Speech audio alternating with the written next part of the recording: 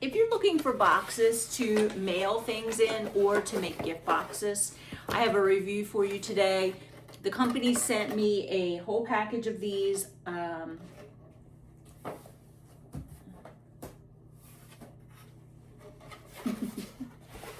The company sent me a whole package of these, and they want me to show you how easy it is for these to go together. I love this style box because the lid and the bottom are attached, so there are no extra pieces. These assemble really, really quickly. Look, you fold this up, and you fold the flaps in.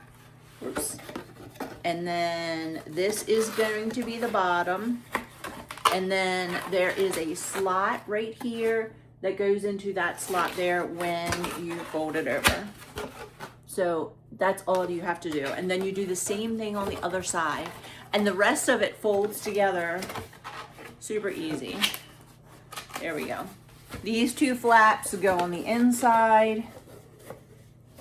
These two flaps also go on the inside. And then these two flaps tuck into the slots.